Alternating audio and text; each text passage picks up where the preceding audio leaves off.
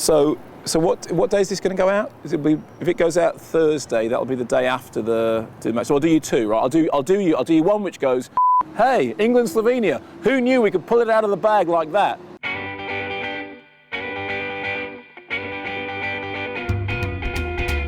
And then another one which is like, so, hey, England, Slovenia, who thought we would have had a chance of winning against them? We were doing so badly.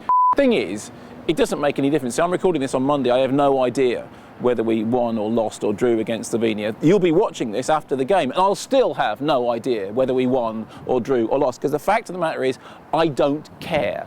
The last time England played the World Cup, it was against Algeria.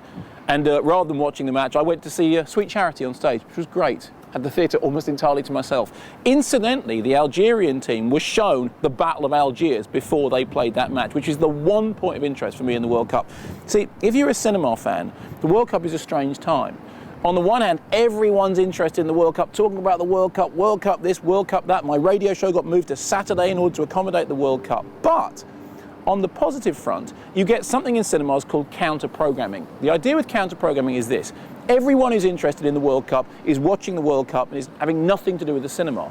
Consequently, let's put a bunch of movies into the cinema that will appeal to people who are not interested in the World Cup. And it has to be said, as far as the distributors are concerned, that means largely women. So, whereas generally you'll look at the UK box office top 10, there'll be 10 films and quite often not one of them will have a strong central female character. Now, we have a load of movies that are coming out that are specifically pandering to the female audience. Some of them are terrible. Sex and the City 2, that was released just before the World Cup kicked off. Since we've had Letters to Juliet, which I kind of liked, which is aimed at, teenage girls. And we've had some interesting stuff. We've had Please Give, the new movie starring Catherine Keener, directed by Nicole Holofcener, whose work I really like, and I'd love to see much more of that.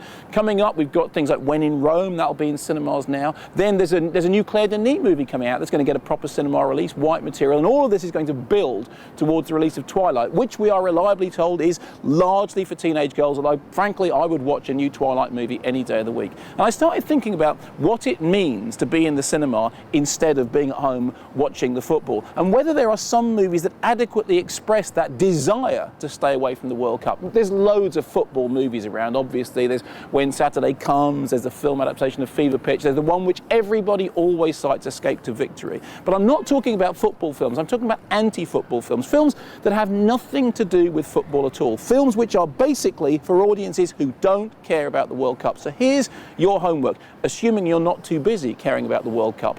Program for me the ideal triple bill, 3 films that really would give a great time to somebody who could not care less about football.